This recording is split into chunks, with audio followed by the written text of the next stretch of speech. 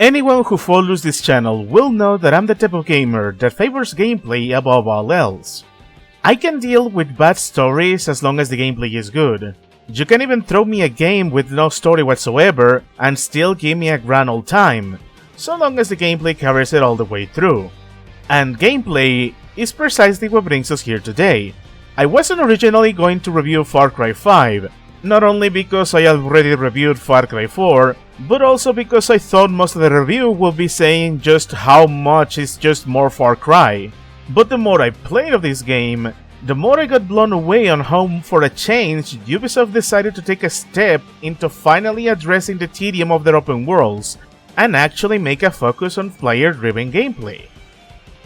In Far Cry 5, we play as the silent junior deputy of the Hope County Sheriff Department, heading with a small task force to arrest Father Joseph Seed, leader of the Eden's Gate Doomsday Cult. However, the arrest goes wrong, and the entire team is kidnapped by the cult as they take over Hope County, so now it's your duty to rescue all of them and liberate the region from the cult's control. And that's pretty much it. Once you are thrown into the open world, you get to decide which region you wish to tackle. How do you wish to do it? It's entirely up to you. For the first time, the progression of the plot is gameplay driven. No matter what you do, you are making an impact against the cult. It is finally giving the open world gameplay some relevance to the story. As for the gameplay itself, well, a lot has actually changed. The short version is that a lot of the things that brought tedium to the Ubisoft open worlds is finally mitigated, and in other cases it has been outright removed. For the long version, we need to go step by step because there is quite a lot to unfold here.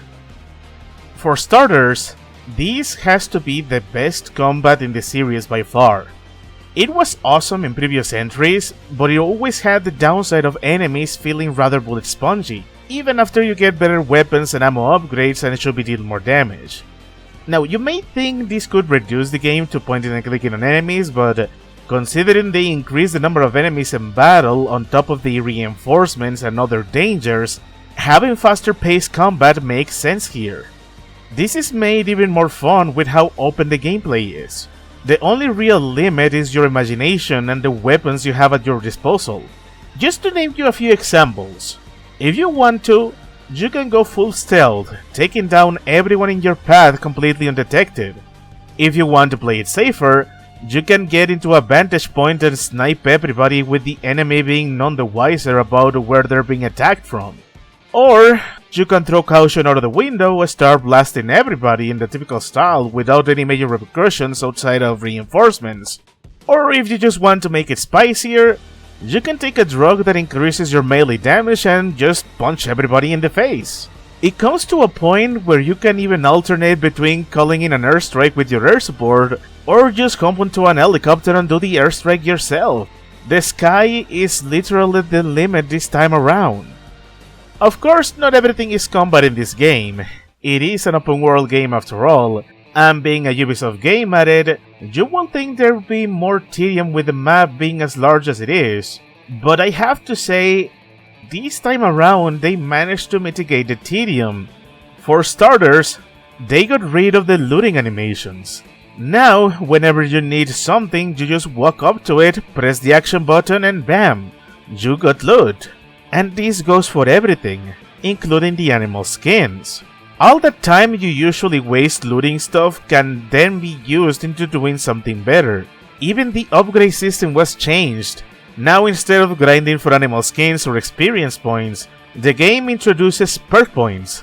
And I found it to be a much better system because all you need to do to earn perk points is simply play the game.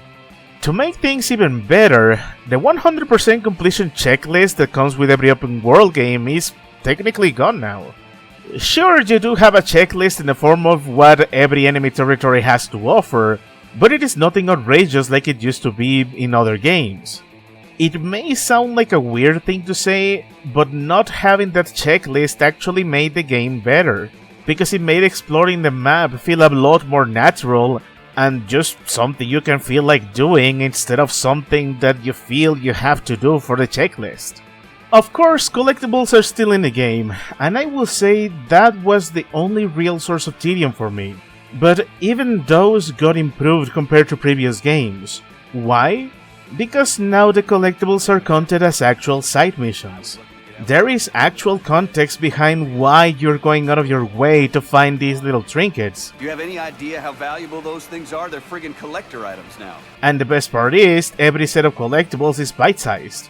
You will most likely run into a new set by the time you finish a previous set. It is not perfect, but by the time I was doing this, I was almost done doing the rest of the other stuff. And this is a constant. Every single mission in this game, from story to side missions, everything has their own self-contained story, so you rarely have a dull moment going on around you. There is far more personality and charm shown in this game than the previous mainline games combined. No! Turn back, pals! Don't come in here! This wasn't supposed to happen!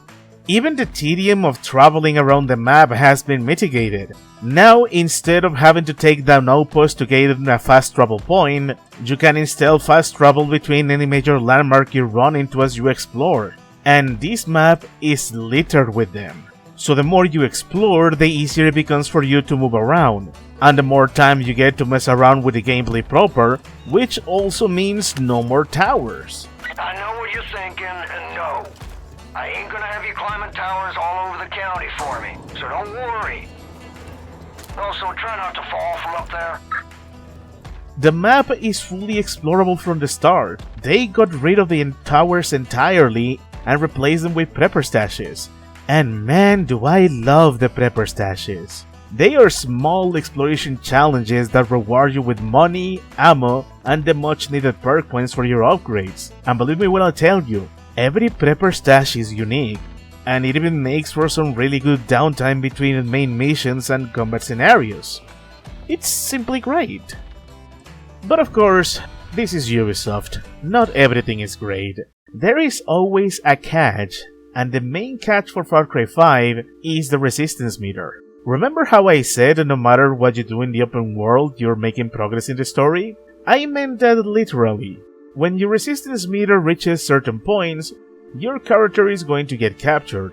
Which on one hand is nice that you are progressing the story by just playing, it can catch you off guard if you are low on ammo or supplies, or better yet, you're in the middle of doing one of the many questlines you have available. I don't really hate the scripted capture sequences, but they happen 3 times for each territory, and I'm not really sure I like that. It honestly feels it would have been better if they gave you a mission marker for these captures, or at the very least give you half the resistance points so you don't accidentally have a major event happen, but feel disconnected because you barely even started doing story missions for certain characters. Not that the pacing is the only disconnect you're going to suffer. See, while this Far Cry 5 is bigger and better than previous games, it also made its stakes a lot bigger. You are fighting a doomsday cult that says and does some pretty messed up things. You are helping a resistance that is essentially having their homes ransacked and their people kidnapped, murdered, or indoctrinated. And while all of this is happening, your character has virtually nothing to say. I'm sorry, who is this? This is one of my deputies. I thought you said your deputies were taken. Well, this one wasn't. Been giving Eden's Gate a hell of a time from what I hear. That's so. Well, I hope you plan on pitching in. No room for freeloaders. Silent protagonists are nothing new to video games, but most developers usually mitigate your character's silence by either giving you dialogue options or having the other characters reacting to you as if you spoke.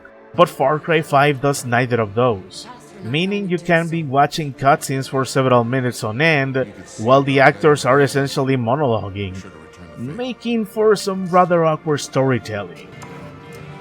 What do you say?